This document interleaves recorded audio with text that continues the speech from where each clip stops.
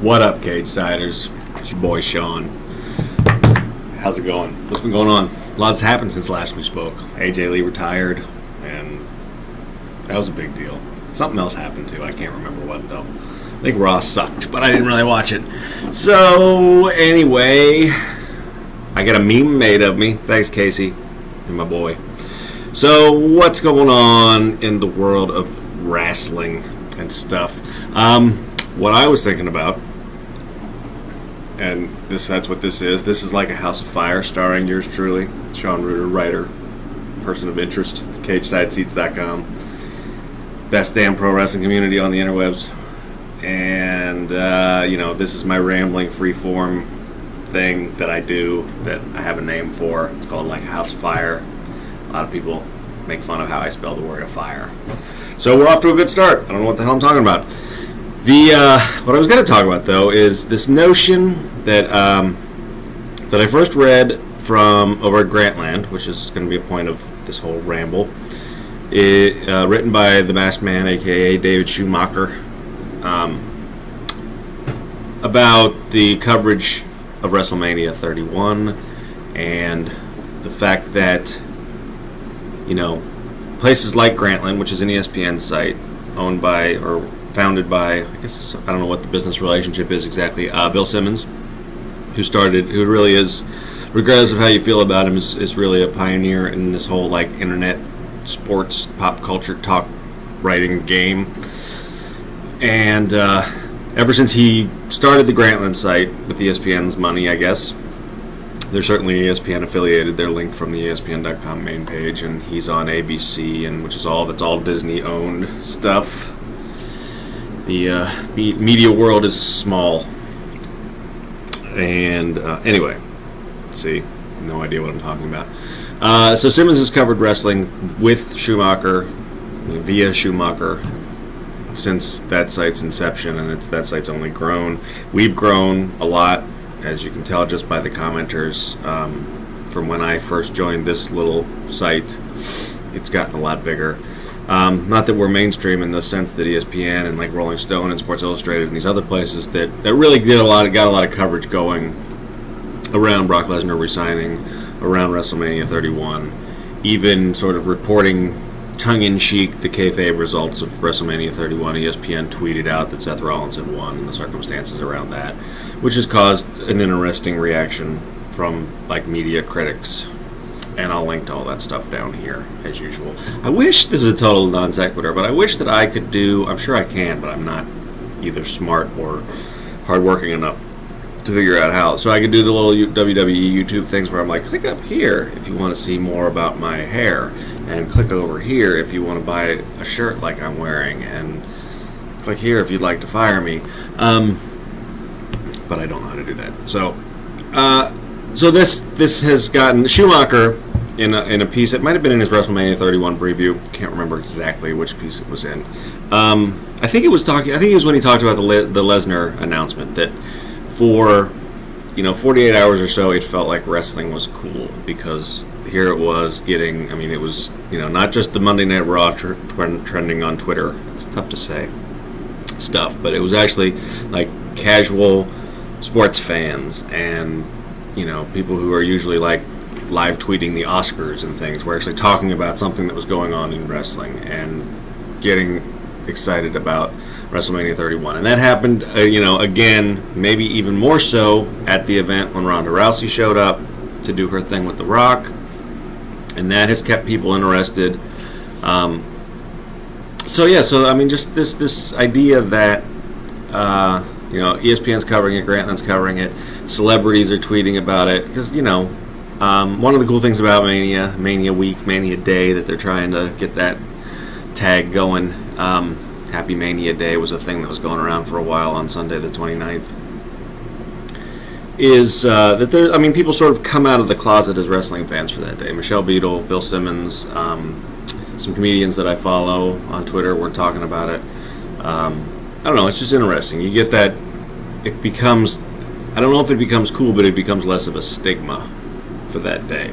So that's, I feel like that has continued on a bit, too. with like the AJ Lee news and things like that. It's just sort of, it stayed in the topic, in the conversation a little bit more than I remember it doing in the past. There was a really good fan post that isn't exactly on this same topic, but it was called "Wrestling is Cool," and it was this. I think it was a guy. I hate making that assumption, but it's the wrestling internet, so I think. Sorry, ladies, I have a 95% chance of being right. A guy was talking about his on and off again relationship with wrestling, which is pretty similar to mine, and I think we're not alone in that regard. A lot of people sort of outgrow it for a while and then find their way back to it. And his conclusion personally, that it doesn't matter, he likes it, it's cool for him, DX crotch chop, blah blah blah. And that's, I think that's where a lot of us come to. I mean, I think there's differing things. I know myself personally, I will strike an ironic pose when I'm telling people about it. I have a CM Punk action figure on my desk at work, but I sort of will play that off a little bit, But I think, most of my friends and family and stuff, especially because of this, I'm outed all the way. But I think there will always be some, you'll get a little bit of side eye, you'll get eye rolls when you say that you're a pro wrestling fan. But I think it is changing, but I don't think it's because of the ESPN stuff so much, or Rolling Stone coverage, those kind of things. I think that plays a part in it, but not that in and of itself isn't what's doing it. I think it's the sort of like the changing pop culture landscape. The internet plays a huge part in this. Social media plays a huge part in this. Where, all kinds of stuff that was just nerdy and would have resulted in Sean never getting laid ever in his entire life when I was in like middle school and high school. Because it's easier to interact with people who have similar interests. Because, I think maybe because part of this like anti-bullying culture, which I think can go too far sometimes, that's a whole nother topic, but it's not just cool to just pick on people because they like stuff anymore. I mean, that's certainly that, when you do that, you're seen as a dick, whereas in the 80s, when this old man was coming up, that was acceptable. It was what you did more, I feel like. I can't back that up. Don't look for citations on that anywhere down here. So that's another factor. It's easier to connect with other fans of the same things. It's looked down upon to sort of mock people for stuff. Although I think wrestling is still more acceptable to mock people for that than, say, like, remote control car racing or something.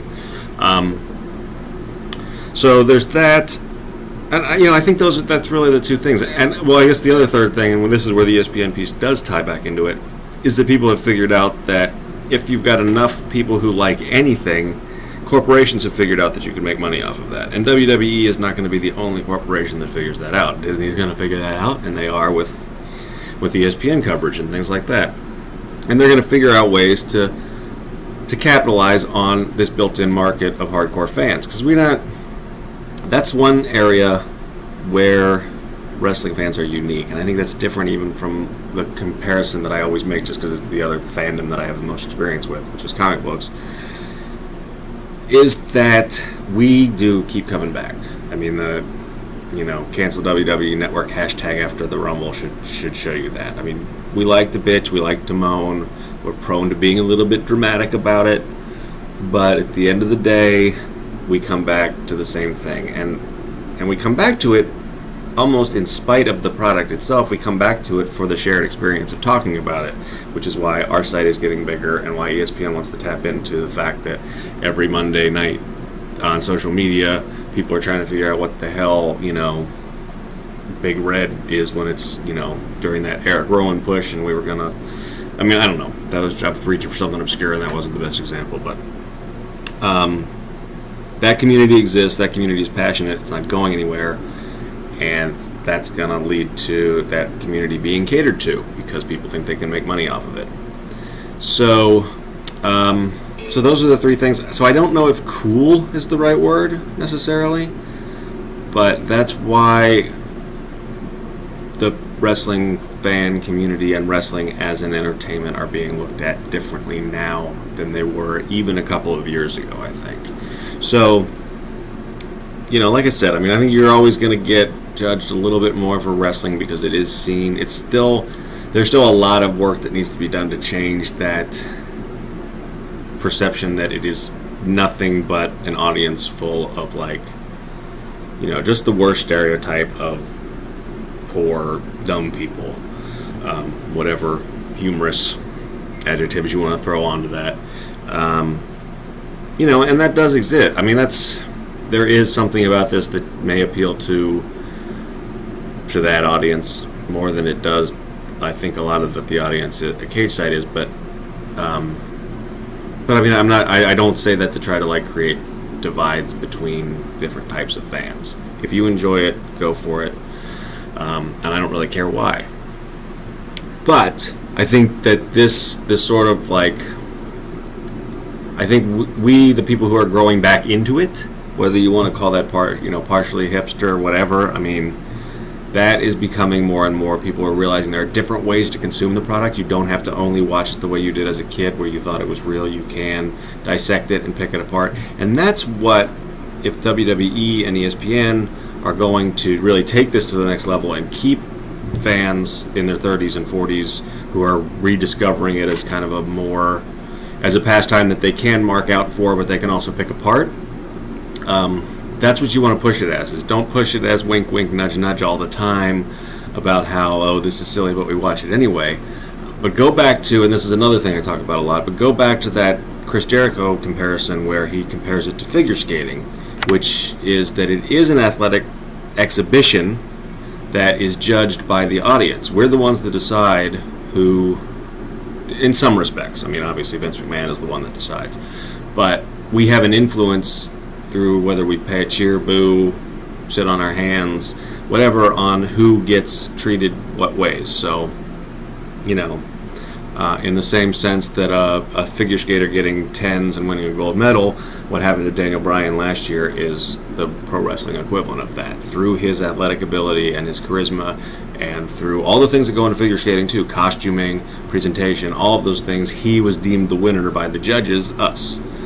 And that is an interesting way to present it if you're going to put it out there to sports journalists. I mean, if you're going to put it out there to entertainment vehicles, there's other ways to do it, and those are a little bit more obvious. It's a scripted fictional show, so you do that. You know, but all that said, I think that there's an opportunity here for wrestling to not necessarily, again, I mean, for lack of a better, the quick headline is for it to be cool again, but for it to be perceived differently for a long, long time, in perpetuity, the same way that it's now, you know, you can wear comic book shirts and Marvel movies sell out. I don't think WrestleMania is ever going to do $18 billion the way Avengers 2 is going to do or whatever, but you never know. I mean, maybe with the right attractions and sort of things, maybe you could. So that's my ramble for this week, everybody. I hope I was animated enough for you. That was really, you know, this is another thing, and I'll close with this. I like Roman Reigns.